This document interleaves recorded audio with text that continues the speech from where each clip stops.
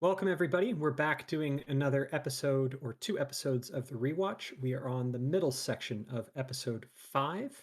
We are joined this week by Lord Commander Dunn, Lord Inquisitor Dunn. I think I'm going to drop the titles and just say Dunn is with us this week. Thanks for coming out.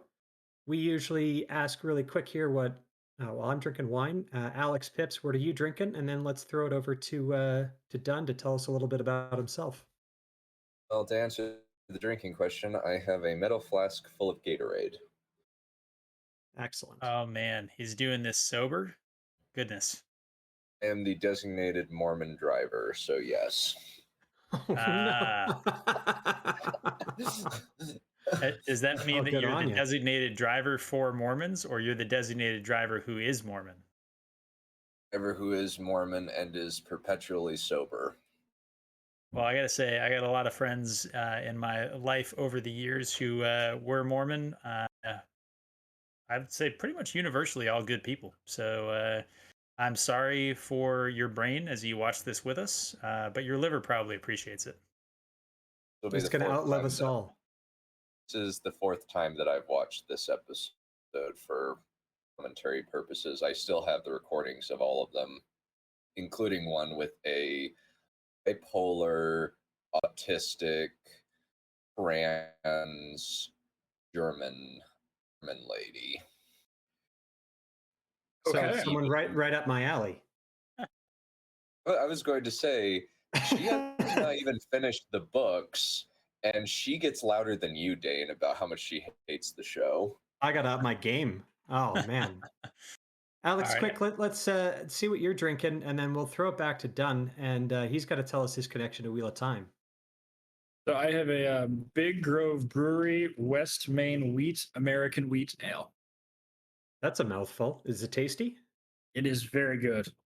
Excellent.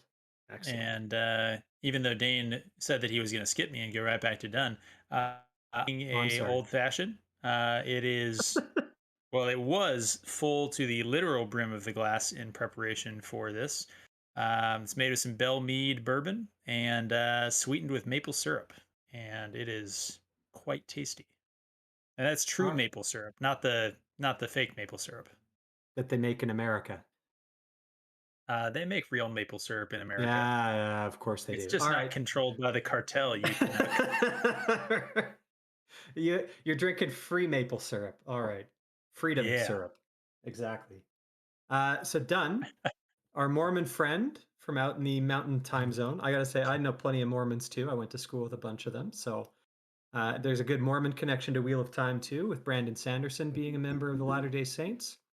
Unfortunately, I think Rajnor was too. I don't know if he's still in the church. But He's other than left, yeah. I think probably Okay. not. Extraordinarily confident the answer is that he is not part of the church anymore. Well, I don't know. Yes. Mormons are, they're conservative folks, but they're more accepting and understanding than you might think. But Yeah. I don't know. But I think other it's than less that about kind of connection them to and Wheel of more Time. about him. Okay. I think he's been fairly vocal about his disagreements with the church. All right, all right. But other than that connection with the series, with science fiction, fantasy in general, Orson Scott Card being an absolute legend, what's your personal connection to Wheel of Time? Uh, my actually first experience with Wheel of Time was when I was 8. When my Wow. parents, who had been reading the series for quite a while, told me the initial story when it might have even been earlier since I was still living in Springville at the time. My mom was just telling me a bedtime story, and I kind of just imagined, I guess, a modern day story where I guess at least she got about as far as Winter Night, I believe, uh, and in that story never continued. And then eventually, after a few years, I think when I was 10 or 11, we got the audiobook for Eye of the World, since I was quite in love with audiobooks, since I'd listened to most of the Redwall books, and I really liked it. And she just kept giving it to me. Then when we got to the Shadow Rising, I spoiled myself since I wanted to find out what happened. We didn't have the other audiobooks, and I was a little bit too lazy at the time to read it at 11 or 12, since I had been conditioned to audiobooks, and read the rest of the series up to read the Wikipedia entries, even though the Wikipedia entries were very, very undetailed. It was like 2 paragraphs, but I Yep. still got the major events spoiled. Then we Shouldn't have done that. started getting the yeah, I should not have done that. Then I got the well, it was kind of interesting because I was waiting for certain events to happen. I was just like, come on, I want this to happen. I want this to happen. I want this to happen. I want this to happen. So a quick question. Feel free to not answer if you want, but you got into this when you were fairly young. Does that mean you're still fairly young relative to us boomers? I'm 26. Okay. Okay. So this is one thing that at least I've noticed. We've got a bit of a running the gamut with the guests that we've had on, but some of them have been from an older generation, but we haven't really found a lot of people at a younger generation. So if you're 26 and say, most of the books would have been published by the time you started, right? Yes, I was able to binge read.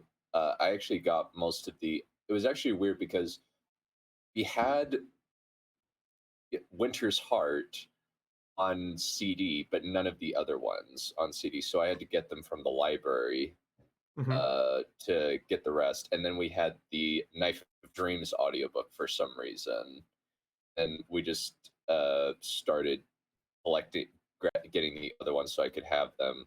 Then I was read Gathering Storm, Stars of Midnight, and then Memory of Light as they came out. And by Okay. for some reason, when you talk about having Knife of Dreams, you mean because it's flipping awesome, right? Yeah, I love Knife of Dreams. Amazing Knife of book. Dreams is great. Yeah, and I think having all the books available to binge very quickly made it so that I didn't wasn't necessarily as angry as or frustrated as some fans got. Like my mom, is never forgiven. Never forgave Robert Jordan for writing a prequel instead of writing the next book. Oh yeah. She got so pissed at him because of that. Well, to be fair, it was a novella already, and then he expanded upon that to kind of being a novel. But I I understand you're a bit of a writer too, and you have a writer's workshop YouTube channel. But you probably understand at a certain point if you've been on the same story for too darn long, sometimes you just need a change Yeah. of scenery in order to recharge. But quick plug for Dunn's YouTube channel and his creative writing labs and whatnot. Anything further you want to say, or do you want to get into this horrendous Mm. stretch of awful television? Uh, well, the only thing I'll say is like I cover various bits of fantasy. You'll even find a bunch of videos that I did reviewing the show as it came out and how I was experiencing a bit of cognitive dissonance in a similar way to Game of Thrones fans. I didn't like a lot of the changes, so I was like, okay, they're consistent with this at least. Maybe it won't be horrendous. It'll just be kind of bastardized, but then it just became bastardized and horrendous by this point. And And I was just like, inconsistent. oh, Yeah. yeah, very inconsistent. So we started this out trying to wonder, or so don't spoil it for us. It's first, but we were doing the rewatch to see if the show could possibly get any worse because it was so bad the first time around. And I know this is now the fourth time you've done this for review purposes, but yeah, I hate inflating blink. the show's numbers. Not really, but blink if it gets better or not. Okay, Uh, perfect. So I actually have a question regarding this because I've heard several people make this same comment. Like, I saw the trailers for this and said this is going to suck ass. But I've heard a lot of people say that it took them a couple episodes for them to get to that point, which totally um, fair. I admire people who sort of look at things optimistically, but has this show damaged your appreciation of other your expectations of other media in the sense that you now go into things more cynically, you now go into it expecting it to suck? Uh, no, that was Game of Thrones and Marvel Phase 4 Okay. that did that, and Last Jedi and Rise of Skywalker. That, that's I was not. You can see my reaction to the trailers. I was like, I don't really like this, and especially the first scene with Nynaeve and Moraine. I was like, this is really bad. I do not like this. Uh, and I was so frustrated. I was frustrated initially with it. I was just like, this problems to start with, and is not looking very promising. Uh, and I remember during my first watch through, as soon as what happened with Abel Cawthon came up, walked off camera, put my face into the bean bag that was next to my desk and screamed into it. Oh man, they're completely underestimating how much love there is for Abel Cawthon. Yeah, Yep. Abel That guy was an Cawthon's absolute cool. champ. Abel Cawthon's a good guy. Abel Cawthon's awesome. Screw Master you. horse trader, champion with the quarter staff. Uh, has a loving family with a wife and three good kids. So I mean, how many characters could you say the same thing about, though, right? Like, how many characters could you say, this guy was a great guy, and no one is ever going to see that? I think I it's don't all of them. know. I feel like Abel Cawthon is almost unique in the sense that they didn't have to do him like that. Like there was like He that one. shows up for one book.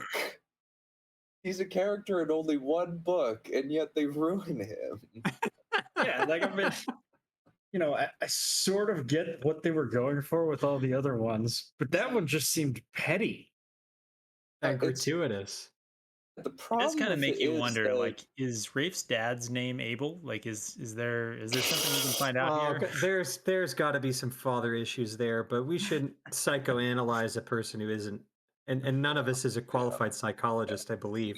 Although I could I probably mean, fake I it. I mean, am. psychology is not even a discipline. I was going to say I am drunk, which I think makes me probably about as good as most psychologists. I have the Dunning Kruger effect, hmm. so I'm probably as good as So most psychologists too. I think most of so them definitely have that. so I noticed that you didn't talk about the director last time, since you didn't know who it was. Actually, that's a good point. So before we kind of Yes. kick this off, if you've got something to add, because we discussed Wayne Yip and I think Yudia Brozowitz ad Yep. nauseum, but if you got something to add about I, Sally Two Names, I have Sally heard some good Richardson rumors Whitetail. about this, so I'm very okay. I'm very interested to So hear what you got. so she is mostly a TV director, but she started directing in 2012 with Eureka. Before this, she started acting in 1991 with a bunch of, I think, just various little TV roles, a few like side stuff, like Bridesmaid Number Two, Petty Customer. She was actually in Star Trek Deep Space Nine for one episode, just kind of taking roles all over the place. Her main claim to fame, at least the thing that I knew her from at first, is actually from Gargoyles, the Huh. animated TV show that Disney came out with as a way to compete with Batman the animated series, and which I like quite a bit still to this day, Say, I since have some it fond actually memories from has. Gargoyles. Yeah, and she plays the police detective who develops a relationship with Keith David's Goliath. Um, and they did actually change the ethnicity of the character to reflect Sally Richardson, who's and actually brought that in as part of the show, where she's Native American, and I believe I since she is Native American and they brought that in, Native American and African American, believe, and they brought that in as a part of her character, and even a few plot points in the globe trotting uh, uh, arc of the show in season 2. But most of her stuff, in terms of directing, is a whole lot of like one-off TV episodes throughout the 2010s. She's not a very like qualified director. She's very, very new by comparison to in the grand scheme of things. So par She for did the a couple, course for Wheel of Prime then. yeah, and it just kind of like I Well, just thought it was it looks neat like that I could. Sorry, go for it. yeah, it looks like she's done a lot in terms of like if we're just looking at the shows that she worked on in 2019. And sorry, I had to go look this up, but Blackish, The Punisher, All American, Chilling Adventures of Sabrina, American Gods, Doom Patrol, The Chi, Dear White People. Oh God, Pearson says Reprisal, Treadstone. And in 2020, she seems to only have done an episode of Altered Carbon, but that might be a COVID thing. Um, so kind of like Alex, what you were saying about these TV directors, they come in, they do a week prep, a week post, and they shoot for a couple of days in between, and then they move on to the next one. So it seems like she's just playing a role and not really too influential on too much about what the show is actually doing. Kind That of a makes gun sense. for hire, essentially, is what you're saying.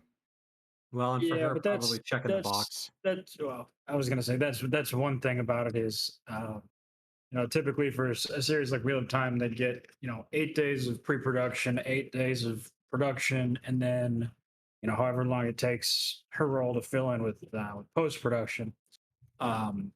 But yes, she is very much sort of one of the people on the short list for um, upcoming Black female directors. So it's if you've failed to meet your sort of behind the camera quota for awards season or anything like that, For the she is, Emmys. yeah, or in this case it was probably Amazon's, because I believe Amazon has a stricter racial quota basis than the Emmys. She's one to bring in. Uh, What a fascinating modern age we live in. Okay, really. we've been chatting for a little while, but do we want to get started with this rewatch? I We mean, finished off here with Not want is a particularly, strong but word. okay. Want, yeah, that's want is strong. I think it's morally obligated because I mean, are we all on board with saying that maybe duty is heavier than a mountain, and it's time to proceed? that's You know probably what? fair.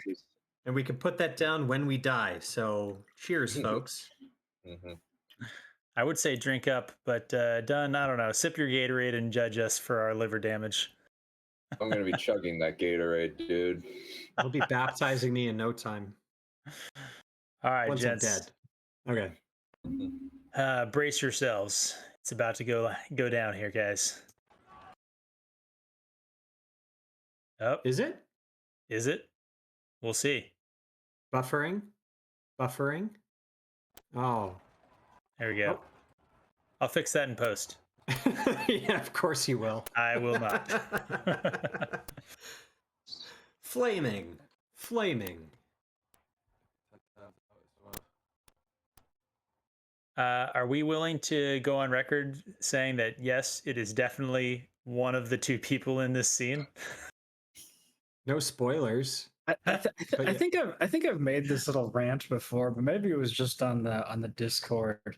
Wow, who would have thought the chosen one in a fantasy series written in the 1990s is going to be the tall, good-looking white guy? Like, You mean mind fucking blown. But well, they're even all even tall, better than good-looking that. white guys. Even better than Because that, it's a when you fantasy think book from about the 90s. even better Sorry. than that, when you think about the Wheel of Prime itself, it's like, yeah. So, do you think it's the tall, white, redheaded guy in the ethnically sort of like sort of cosmopolitan village? Do you think the one guy who sticks out like a sore thumb? Yep. Right. Like worst kept mystery ever. I've heard of people who literally like in episode 1 they were like, yeah, it's probably the tall ginger, right? There's the meme about the anime, how Rand basically has main character hair. Yes. That Maybe that's yeah. why they shaved his head for season 2. We listened to the fans. He had anime hair. He had He main doesn't in character season hair. 2. Solved. Oh, good lord. This is good. This is good.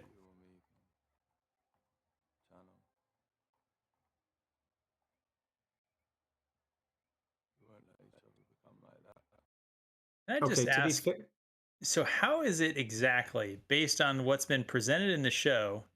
Like, why would they think the dragon could channel? I mean, if you know that the no, dragon can they've channel, said that the dragon is going to be the most powerful channeler ever. sure, but the whole who's the dragon mystery rests on the idea that like maybe it's Perrin and is talking to wolves bullshit. No, that's us filling in our headcanon. We drunkenly, right? Trying to explain how the show could have set up the dragon better is you don't say that the dragon is a channeler. You kind of keep what that means ambiguous, and then you let the weird powers of each of these Taviran plus Egwene start to manifest, right? I guess the That's how writing you is would do so it. bad that I've literally filled it in with slightly less shitty headcanoning already. Yeah, yeah. So you're a Disney fan. All I'm saying here, guys, Uh, is Matt's performance right there in that line, when contrasted with the shitty acting of Josha versus Yeah. Loyal in the scene before. Man, these guys, it's night and day in terms of quality. I'm only willing to give kind of Barney Harris some acting credit. I don't know why, like, well, I know why. People don't want to criticize the actors for being terrible because that leads you down the diversity shield route. But Rand, the tall, ginger, Dutch Polish guy, he's a terrible actor. yes, Or maybe he was just pulled out of it by the terrible costume he had to work with the loyal guy, and he just couldn't take it seriously. And that might have been it. But holy crap, I woke up last night thinking about that scene. It was awful. no, I Don, you mean got something to throw in? he's a literal plank of wood. Yeah. Man, I don't hate him. Like I will be the first to say that I give people a lot of credit for looking the part at this point, and he at least looks That's the because you're a part. bigot.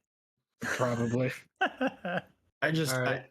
I guess my thing is, so you can fix a lot of problems with bad acting with decent directing, in the sense that, okay, Rand, buddy, I'm gonna need you to do it again, and this time better. Like, pretend you know what you're doing. And I feel like the directing and the choices here is just bizarre. Like, why was this the take that you chose? Like, If only it were so simple, flippingly, trippingly. Sorry, go ahead. Don, you got something to throw in? Only that it seems like Joshua mostly has bad director syndrome, at least that I've seen so far, mostly because I've only seen this show.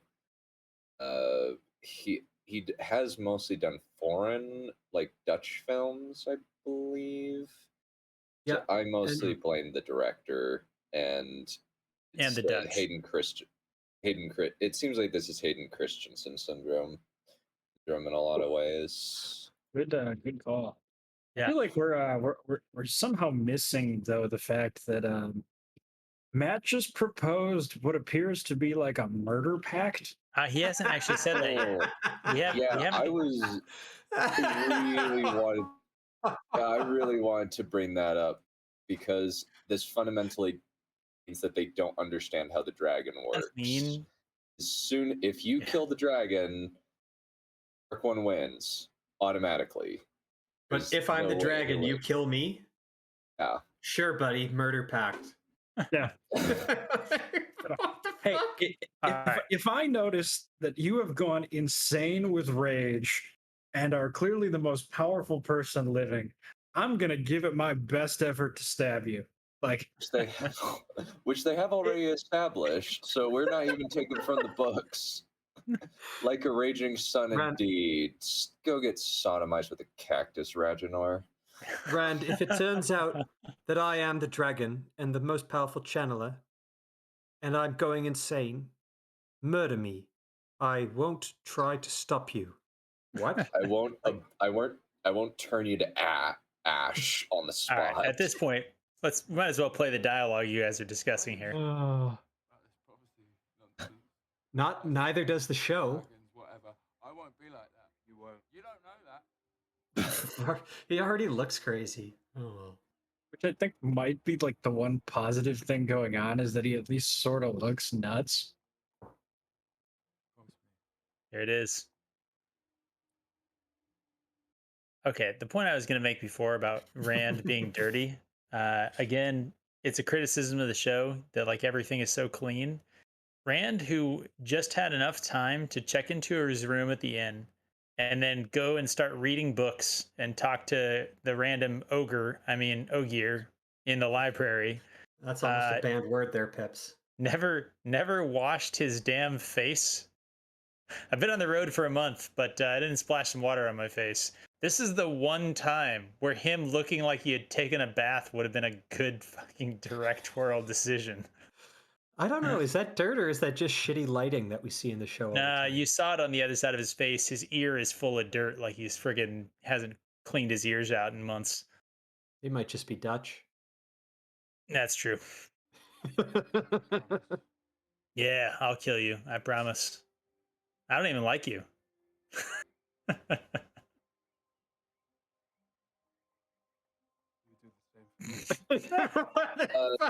Why did he smile? Buddy. Why did he You smile? do the same for me. You bet. I'll fucking kill you, buddy. I got your back on this one. Like, Yeah, this is going to sound. This is another thing that I say about Stradowski's acting is like that is the one thing that he has in his acting tool belt is he is able to like somebody taught him to smile big and like deliver a line at the same time, and that seems to be about it. I don't know if all that you need. Well, All you need, I mean- right? You're only the main character. No, wait, you're not. This is not his show.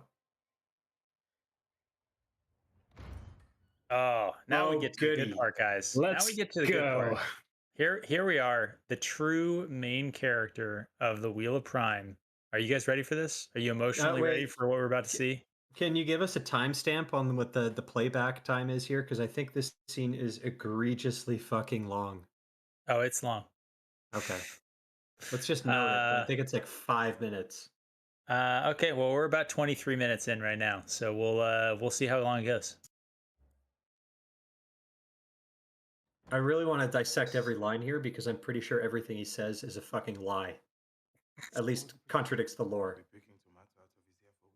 It was turnips, you dipshit. oh look, That actually, it's they were it's radishes. nepotism hire.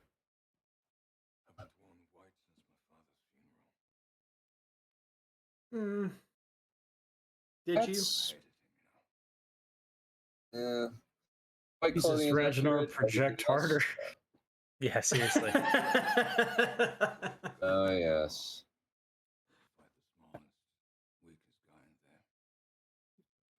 Man, they're really trying to make him into a sympathetic character. Not really, because he pick on the little guy at bars. That was sarcasm. Oh, I have an issue with that.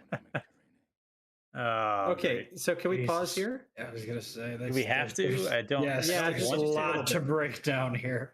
So the first thing that I want to ask is, do Aes Sedai typically meet their future warders in a bar? Yes. Well, when Wait, Pips, is when that you- sarcasm again? I got an issue here, man. You're a when horse. when you are Karini, Mhm. i.e., Shrek. Okay, You need to approach people who are at least half in the bag. it's Fair. possible. You're saying the high quality folks we're not looking to get picked up at the bar.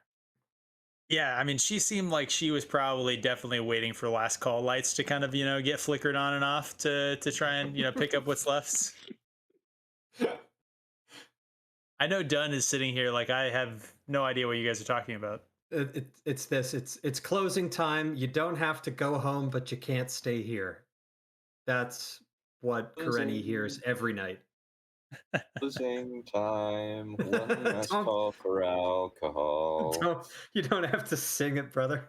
I show off Ah, sometimes. So, It's one of my few skills that I can show off live.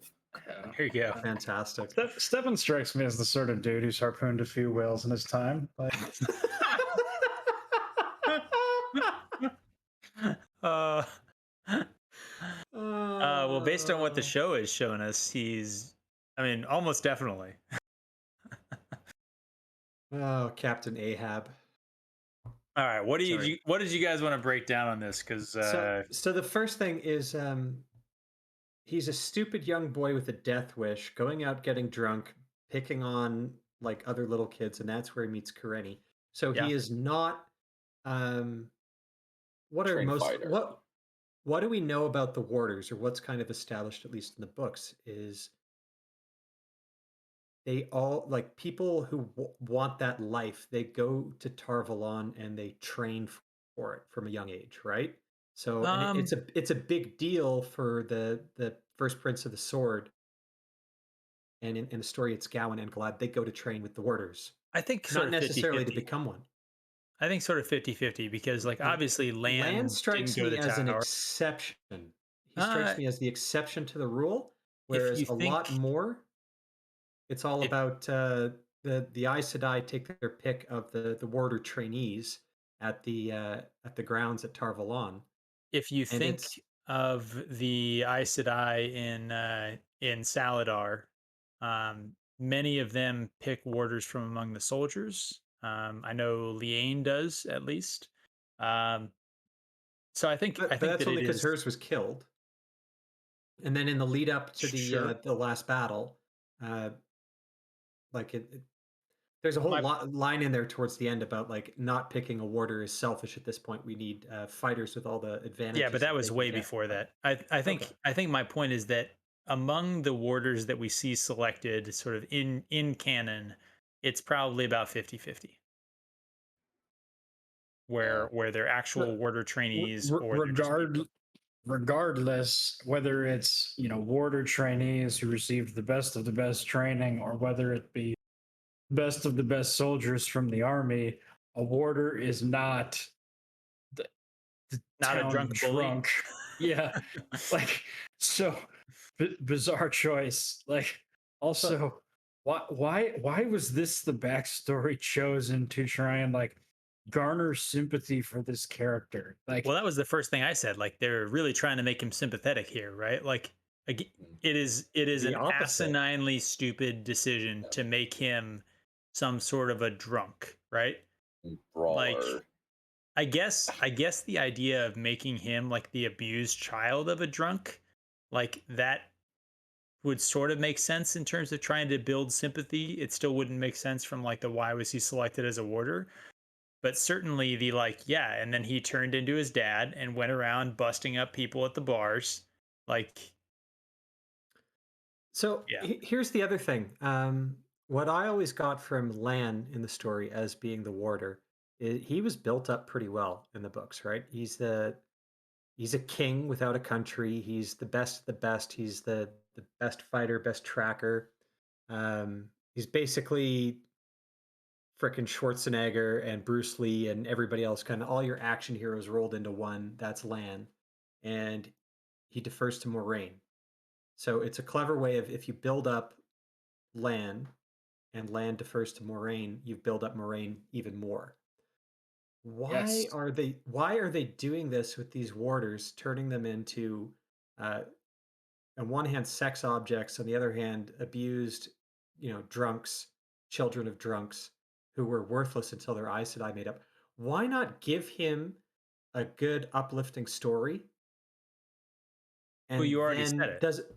Yeah, You Because already answered the question that because that it people was a who clever way to do it, and they're not clever. You answered the question. well, All right. it's even more insidious than that.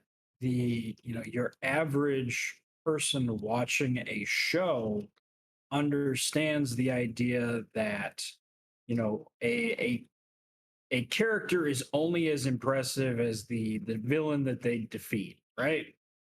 Proponents of critical theory and critical race theory is only the Oh, most we're getting public there, of them. guys. We've arrived. That's okay. But We've been doing like proponents 25 of these things. It's about time, right? well, proponents of critical theory will say that you should never create a character who is notable and significant for fear of overshadowing. Um, and it creates horrible characters that for everybody involved. And in an attempt to not overshadow Karini, we had to make him weak and pathetic so that she could elevate him. And it's such a bizarre choice from so many different directions, and the approach is fundamentally broken, and it's one that's become popular in schools nowadays, and it's one of the reasons that we're seeing sort of this broken generation of television. They forgot how to build up other characters by standing on the shoulders of giants. It's more of the lawnmower theory. The only way I can stand out is I have to cut everyone else around him down. Yeah, I mean, I think I see the point you're making of they view characterization as a zero sum game where Yep. there's a fixed amount of character growth and a fixed amount of character value. And so if I develop this character, well then that means that the character that I as the writer actually care about gets nothing left over. You've eaten all of the pie of this sort of character value. And that's obviously an asinine and silly way of looking at the world, but also looking at especially people and characters. Yeah, and it's interesting, if you talk about sort of foreign films, people talk about anime and manga, and they do almost the opposite, where they have just ridiculous power creep in the sense that they elevate everybody to the point that it almost loses its standards. But I would definitely prefer sort of that approach to we're going to cut everybody down. At least in that sense, we're elevating everybody sort of simultaneously. Yeah. All right. Well, does Dunn, anyone have anything more to say about stupid young boys with death wishes? I want Dunn to weigh in on this as a writer. Like, what are you doing? What are you recommending, kind of, with your stories and your writer workshops? Do you tell like people if you want to build up a character, build up the ones around them, and then have them defer to that? Like, it's a good I device, isn't it? no, you have a character be competent and you have a moral compass, or if you compass and have them be entertaining initially, and at least that's one of the things that Brandon Sanderson brings up is the competence, moral compass, and proactivity. This is none of those things. He's displaying incompetence by being just a brawler who has no talents. Plus, his warder's And dead. Or His sorry, Aes his Sedai. Aes Sedai's. I've been drinking, guys. Come on. had His Aes Sedai's pain. dead, so he's incompetent. But yeah, you're right. It's and the Brandon He's not Sanderson proactive. lectures, right?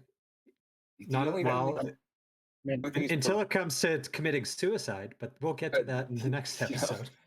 took the words right out of my mouth, Dane. Yeah, that's the only thing he's proactive about is taking his own life because he don't want to be gay.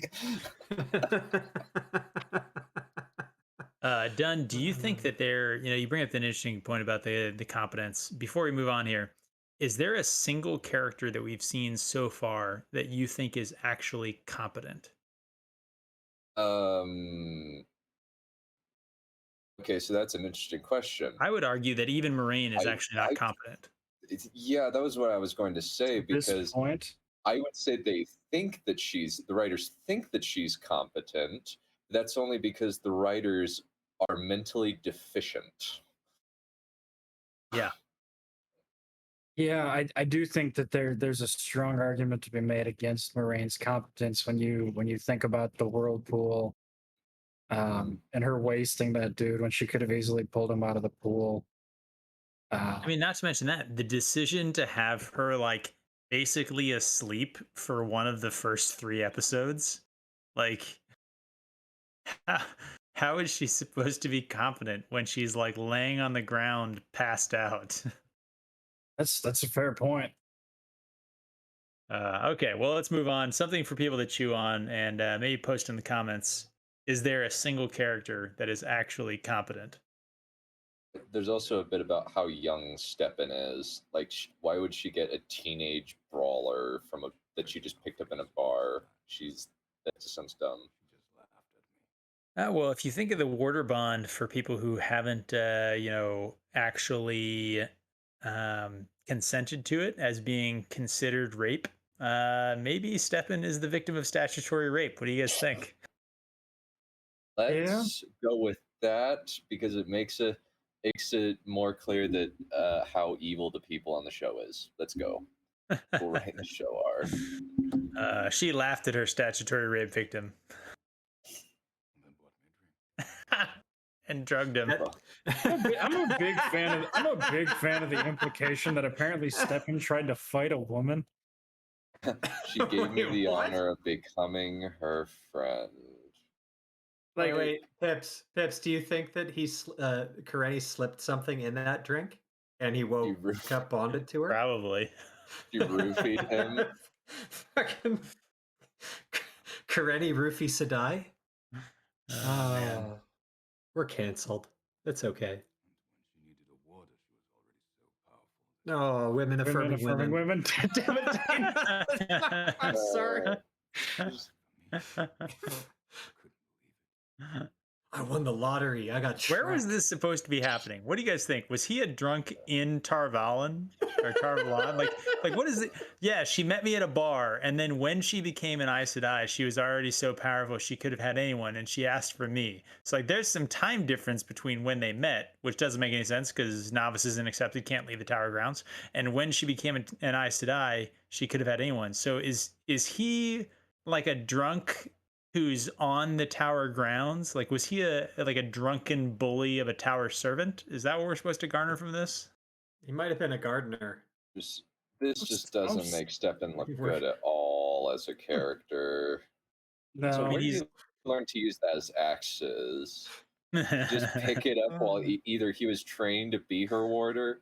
Like that would actually be a neat change where he's like, no, I believed in this lady. I believed in the cause of the Greens, so I decided to clean up my life and want to try and help her out, and became good with the crappy axes that shouldn't even be made.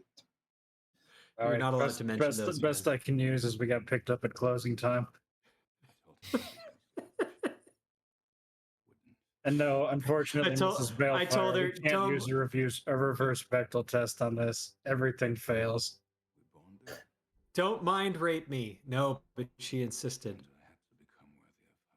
No, fuck off. Did he have to because she told him to and she had mind raped him? Yes, was it the compulsion that made him need to become worthy of her? He was compelled to be better. We bonded, and the next day I was not allowed to drink again. Land looks like a man who's also been compelled to do things he doesn't want to do. I was just thinking, Land looks like a guy who didn't really like his best friend's girlfriend, and then they broke up, and now he's really not like enjoying listening to the guy talk about how much he misses the girlfriend he didn't like. Land's really sitting there like, what's the politically acceptable amount of time before I can tell you she was a fat cow and you're better off without her? Like 27 months, but he's not going to live that long. He's going to fucking kill himself tomorrow. This is where if Lan was a decent friend here, Steppen never would have been alone. Like, they would have been at a strip club in Tarvalon like until 5 in the morning, and drunk Stefan would have passed out and woke up at 10 a.m. with a hangover. Suicide wouldn't have happened. This is all Land's fault. You had a pair of titty tassels in his hands, being like, "Fuck, that was a good night." I think.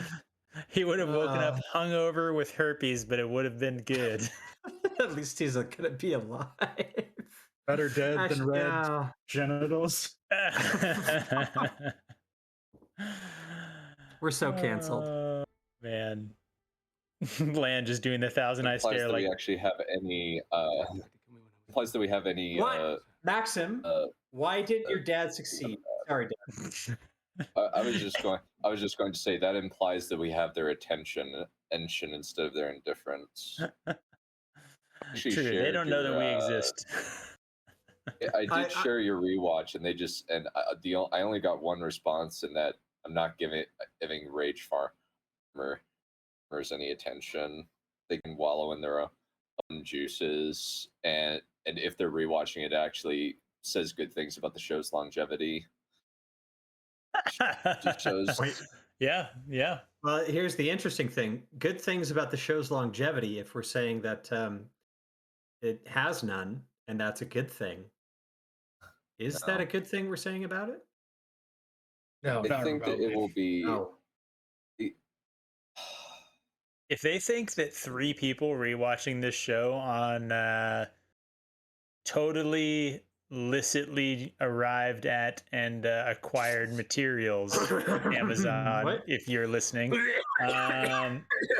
if that is going to save this show, then they think this show is worse off than we do. Anyway. Yeah. No. I don't know about.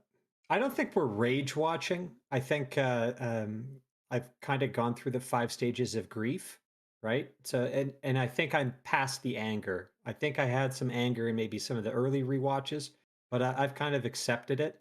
Yeah, this is gallows humor.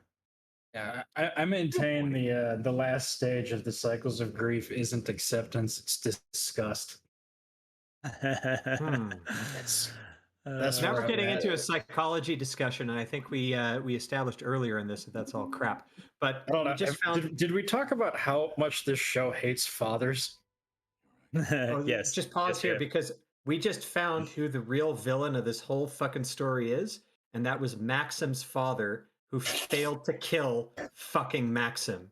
If only Maxim's father was 1 iota more capable, we wouldn't have to deal with this fucking character. And this Stephen would still be alive if he wasn't concerned about Maxim and his bum. Right. If Maxim's father had been competent enough to kill a 12-year-old, Stephen would have lived. And once more, still no one competent in this show.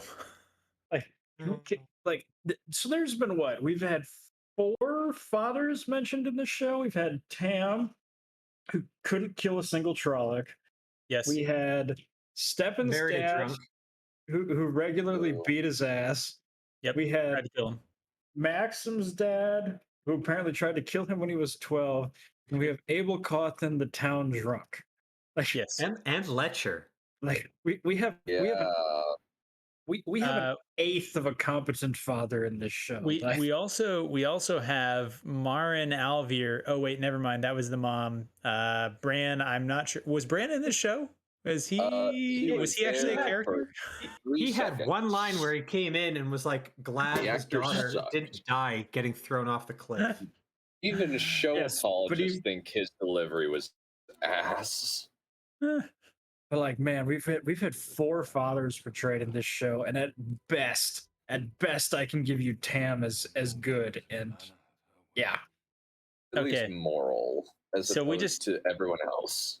We just got that apparently Alana would want a full 10-warder train if she had her way. For those watching at home, that's the scorecard. That's a fucking long daisy chain. Why would you write that line? I have no idea. Why would you do that?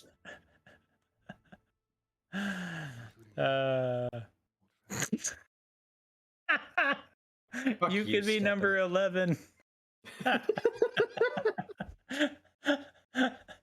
I guess that's saying she has no standards. She'll take anyone, including you. Why would you write this? Like, who thought this was a good idea? You Somebody remember what I said high. about?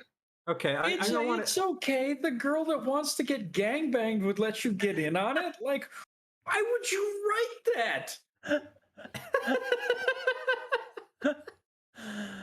Mrs. Balefire is 100% correct. This is low budget porno dialogue. Like, this is what you would like. They're about to just cut to like a tent and just all of them going at it. Like, This was filmed in the Czech Republic. I think even the Czech Republic has higher porno dialogue standards than this. I don't know. It's all in Czech. I don't turn the subtitles on when I watch that shit. Anyways, man. And I know you're imagine sad Dane about would your find wife the- dying. Imagine the Czech porno Wait, what was that actresses line? would probably be more appealing to Dane. Pips, can you go back to that? Don't. Why? Come on. we'll indulge him. I think we missed it. We were making porno jokes, and I think we should stick back to the show.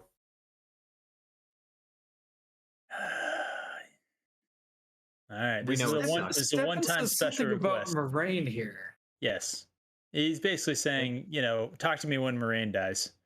And at least Miss Balefire saying something exciting happens in those pornos, unlike here. Including you, old friend. If you bond another eye, first you lose. There you go. Oh, okay. I don't know Not- why. I thought he said something different. Nope, not great. Not good. The only thing this scene was trying to accomplish was him with that stupid frickin' ring. The reason it was hidden under his jacket before is because he's embarrassed because it looks like shit.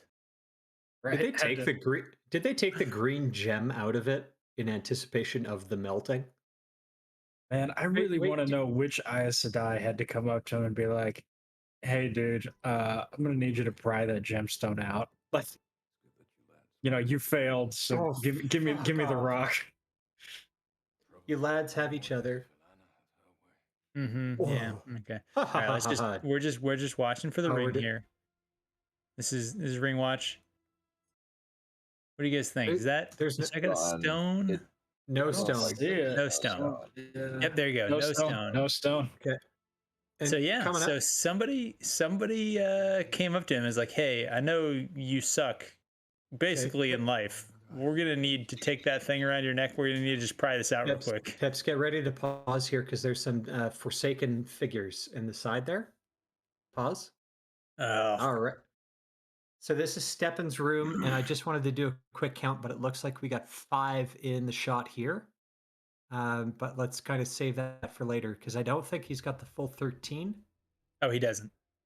But I just wanted to note that I think right he only has there. 8. Okay. If people want to go back and look, and we'll analyze that in the later segment. But we do see Stepan's room. He's got some Forsaken miniatures there. With a candle in the middle because he, prays to the Forsaken. Which Who is wouldn't? so weird. Fucking It's badass. It was right there. If you wanted Yeah. to count them. It seems as though it's a bit of a bastardization of Egyptian customs, Egyptian rituals. They didn't worship the gods that they wanted to keep away, or even just praying with idols All right. of that specific god in their room. So frustrating, but yeah, sorry, tangent. Well, it's worth noting good. that hallway, one of the doors in that hallway apparently opens onto this sort of balcony.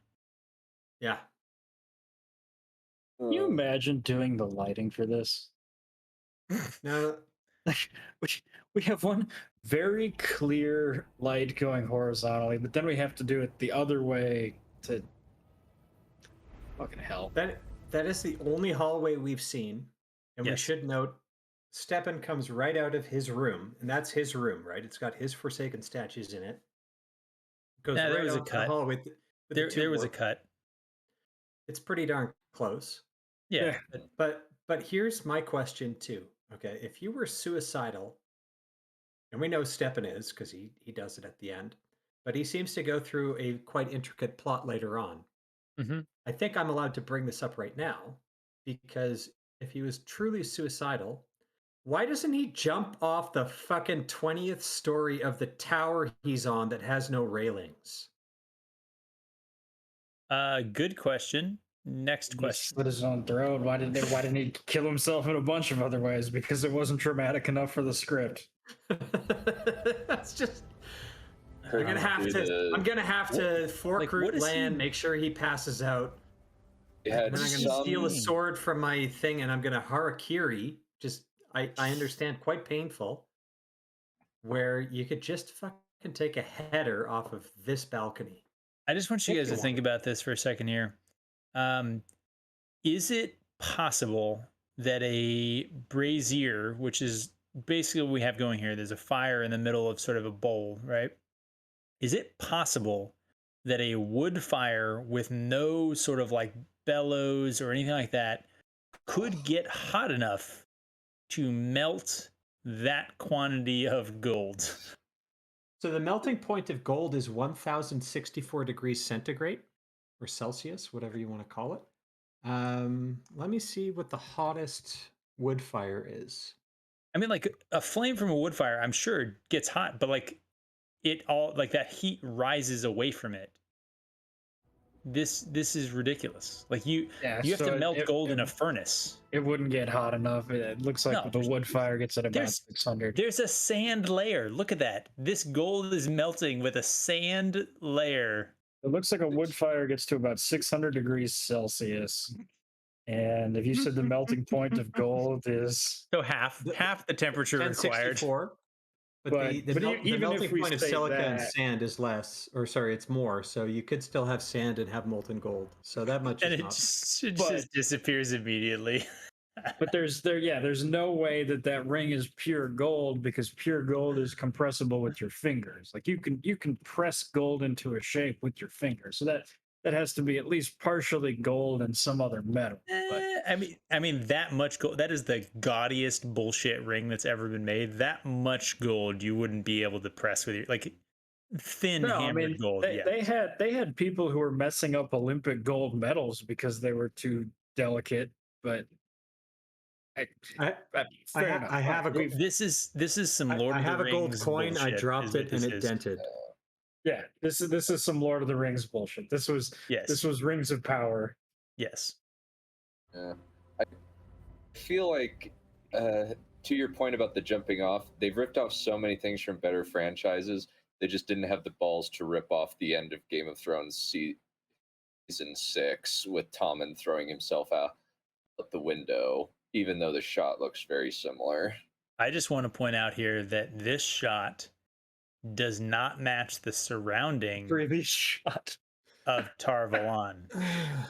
That's the Grand fucking Canyon is what we're looking at here. I thought you meant it doesn't match the previous shot, which it does not. Okay. I am so mad they didn't do a Tommen right here and just throw him off. So it's hard to tell. This is a only one-sided shot. It's kind of sparsely treed. Like it's hard to tell whether or not that's plateaued or not. But like it's possible it could match like the tops of some of the plateau. But then you see this other shot here, and you're just like, we saw the approach to Tar Valon. Like it was relatively flat around it because you had like rolling hills and then those bridges that crossed the river. And other than Rand being on a big hill when he looked at it, like seriously, that? So as Miss Balefire saying in the chat, Tommen obviously had way more balls than Stepan did because he fucking took a header off a cliff rather than this pussy. But imagine if he fucking did. He took a header off that thing, and then we wouldn't have to fucking watch the rest of this fucking episode with him fucking crying all the time, ultimately committing harakiri. All right, so seriously, it would also be much quicker. It would also be so much easier. a knife in the gut, like where he places it, that's not an insta-kill. He wanted That's pain. a He slow wanted the death. pain. He deserved the pain. How dare you? Okay, so I'm now going to Dare pose I? a question. Because I don't care about Steppen. No Like, one cares about Stefan. So seriously, than in a show where stupid people were concerned about a slashes. lack of time, what did the previous 5 minutes tell us about the story? Well, Stefan wait, is indefensible. You no, can't. You. Pips. It's completely indefensible. Pips, where are we in the runtime? There are Because you said some. you started at 23, and where are we in the playback here? I know we've been chatting about this for fucking hours, but We are 27. so it's 4 minutes, and I will throw this scene in here as being a part of the previous scene. So even though Stepan's not on screen, this is all about fucking Stepan, and I don't even think there's any dialogue in this scene, is there? Well, we will find out here in a second. All I will say is that we do have the sex portal Terangrial in this scene, so that's good. Nice. How much do the Aes Sedai not give a fuck about their warders that they don't have the equivalent of magical suicide watch? Yeah. Less than 0? Like, they clearly know these people are suicide risks. Like, but, fuck them. They're still sad about it, so it's okay. They're probably like, you failed your Aes Sedai, you deserve to die anyway. This saves us the trouble. I mean, he is a man, so why would they care? Stop kneeling. You fucking pathetic piece of shit.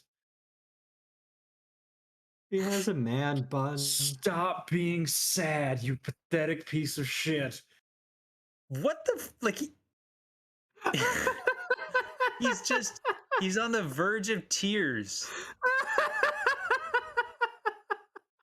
Dane, where are we supposed to Why? stop? I need a refill. I can't handle much more of this. How long have we been recording? Because that's the problem with this episode is there's a long scene coming up right here with the White Cloak, so there's no real good natural break. But how long have we been drinking here? About an hour and We're at an hour. okay. Let's try and go until where Perrin gets tied to the sex block, and then we This can pause it shirtless.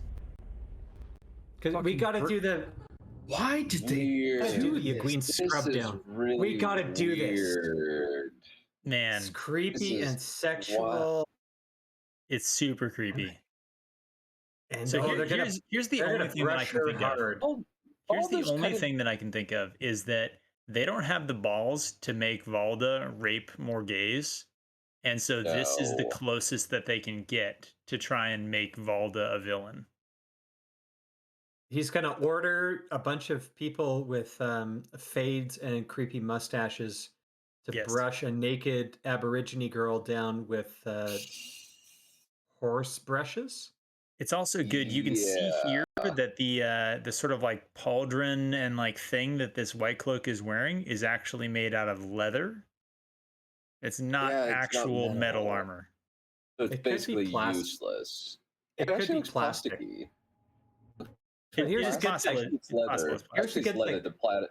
Some of it's plastic, but it looks like the at least the top bit Yeah. on his shoulder is leather It- because of the patterning. It does. Yeah. At least one of these white cloak losers is a black guy.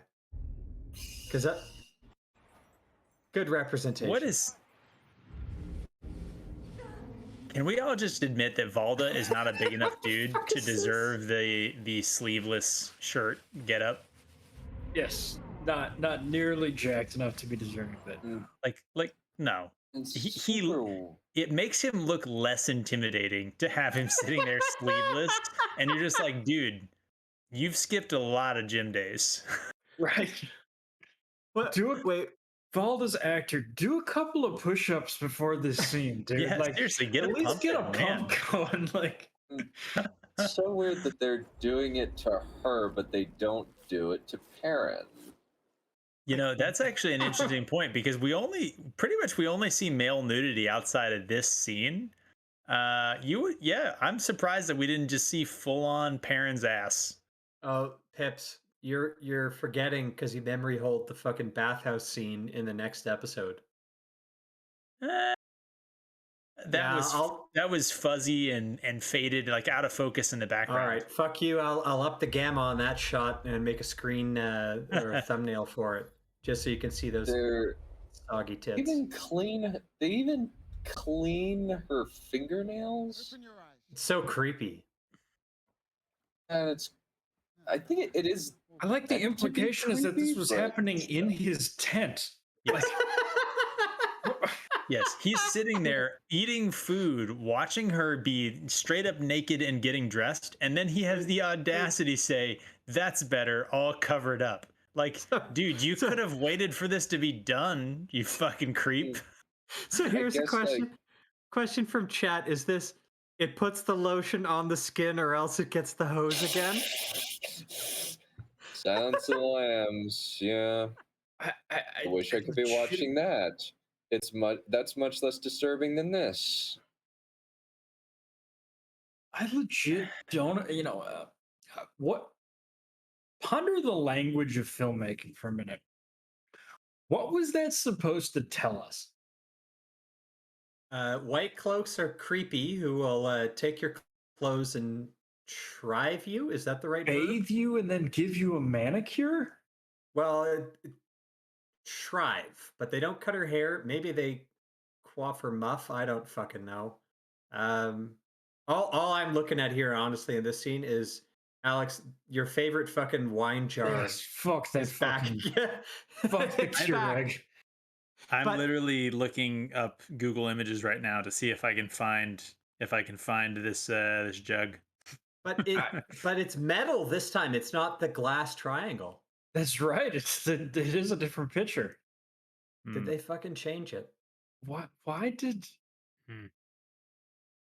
I was don't this just a horrible attempt at like attempting to be Game of Thrones? Like, hey, we have nudity in this show too. A But little also we can't show nudity because nudity is scary and we don't want like to inconvenience our actresses. Oh, they have nudity. It's just about 80 pounds overweight and in bad lighting in the next episode. It's also it's just fundamentally weird. They don't get the fact that Game of Thrones was solidly targeted at teenager. The nudity in Game of Thrones is solidly targeted at teenage boys, college boys, and maybe kind of pervy middle-aged dudes. That's where What are it's you saying? targeted at. I Yes, love Game of because- Thrones early seasons. What are you saying? Because the male gaze is evil. My point is solidly proven as stated very eloquently by my case study, Mr. Dane Bornhold. I just want to point out that as I we're am a talking case about what's study for in a this lot of scene, things. right? Like what's in this scene, that is the heavy. Like, see if it pans at all. Like this furniture. Look at like the weight of this furniture, and think to yourself, like, yep, that's what you carry in sort of a like army on the move. Remember that we saw the entirety of the Whitecloaks sort of like, party when they split up on the road. Not a single cart, not a single supply wagon. And here he is with like a solid, like giant plank wood table. Like Yeah, a that's friggin' not good. nightstand in the That's back. With a candle and his fucking ring holder on it. Okay, good. That's Yeah. in shot. But here's the other thing. He fucking brought along his sex horse, which we'll see pretty soon. And by horse, I mean like the thing that you strap someone to. I'm pretty sure I Trip mean- knows the better technical term if she was in the Where chat. did he get Come on, Dan, you never leave home without it. Where did he get a full piglet? Since that's not a pig, that is way too small to be a pig. Yes, it's That's like yeah, the clearly top veal. half of one. Yeah. I don't know. I'm a huge fan of the idea that Valda had a custom piece of metal built to hold his chain with all of his rings. He's still Sure he wearing his fucking regular has. clothes. He's still wearing Is his she- regular clothes, so it's basically just the girl Okay. who gets washed up by horse brushes. I have a quick Because sexism, I guess. I have a quick question here, okay? And I'm glad you kind of paused on this.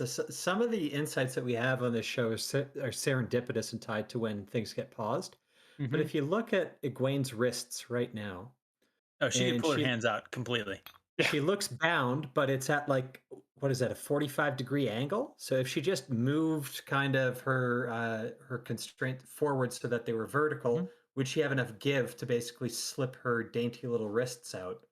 And Well, I'm I mean, thinking It yes. does. It does look like short she could get out. Yeah.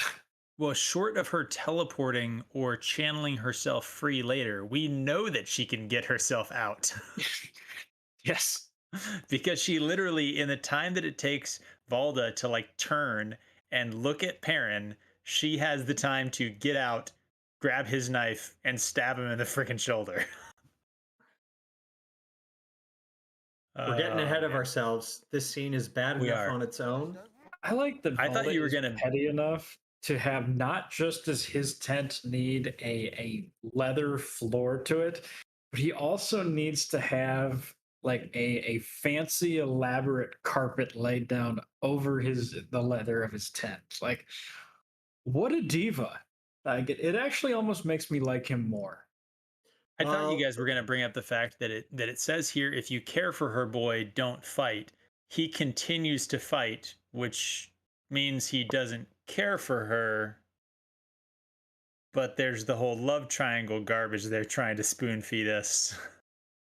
I like the fact that at least this tent is light and lit by obviously sun from outside, as opposed to the Aes Sedai who are burning candles in the middle of the day because they had super dark green or dark red tents. So I know, bit of a shock. Okay, we are going to call it here, right at the middle of a scene, which we don't usually do, but kind of forced to. So thanks everybody for coming out and watching this. I hope you guys have had fun. The next one should drop in a couple days on YouTube. For those of you in the chat, don't worry. We're just going to get refilled on drinks, have a bit of a bathroom break, and we'll be back in 10 minutes.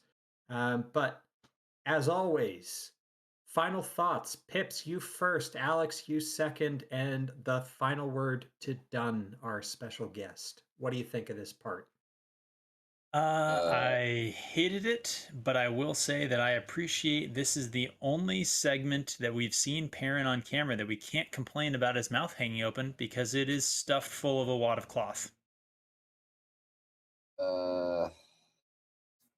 My thought in this is just we are deliberately attempting to try to evoke some of the creepiness of having uh, something akin to a rape scene in this show, but just comes off as kind of a lazy creepy, if that makes sense. Was just That's they're fair. trying and failing. You don't understand. They're not disturbing anyone. They're just we're. It's kind of like feeling of we've seen Game of Thrones guys at this point. You are not writing Ramsay Bolton. Know Ramsay who you Bolton are. is far worse than anything you are have the balls to go through with. Oh, Alex, Yeah. over to you. I guess we'll give Alex the last word, but that was great done. Thank you. No, I mean he's 100% right. I mean, what is the know who you are? Don't pretend to be somebody else. You're not Lord of the Rings. Don't pretend to be. You're not Game of Thrones. Don't pretend to be. So it's just literally this bizarre middle ground, and we end up doing nothing. Like what happened in this run? Steppen was sad, and Perrin and Egwene got brought into a tent. Oh, wait. Matt and Rand formed a murder pact. Yes, and Matt and Rand formed a murder pact. Like, And Egwene took a shower. yeah. Did she, though? It was an involuntary shower, but her hair does look great, and I think her fingernails are fucking glorious now. I was gonna Yeah. say, shout out to the Whitecloaks for having some banging ass conditioner product they're using. Like, look at that stuff. There's no split ends anywhere. What a good shine. It Right? probably had papaya. Egwene just had a free spa day and she didn't even say thank you. That bitch. Yeah. And there's the thumbnail. Spa Yeah. day. Great. Done. Well, with that, guys, I think it's probably time for us to leave, recharge our glasses, and fuck it. I guess walk in the light and don't skip your spa day. Hey, and we're almost up to 300 subs. We freaking love it. We love you all. Like, comment, subscribe. And if you like what you see and you think you might know somebody that would be interested in these type of long form reviews of this show where we rip it apart, share it. Because that's the key thing, is to share it. And everybody else, Lord Commander Dunn, Lord Inquisitor Dunn, Dunn on our Discord, whatever. He's got his own YouTube. He is more into the creative writing process. He tackles different subjects, whatever. But go check his channel out and check out some of his content. And if you like it, sub to that guy. Yeah, Done. we'll link that in the description. And Dunn, do you got anything else about where people can find you? I'm also in my own Discord, and you can chat about various different things. You can, if you're a writer or even if you're an artist and you want to meet up with other artists. I've at the very least made one editor and one artist very happy with commissioning them to do stuff for me. So there is always that if you so choose. Fantastic. And we'll be back with the next one very soon for those in the chat. And we'll see you in a couple of days on the YouTube. So walk in the light.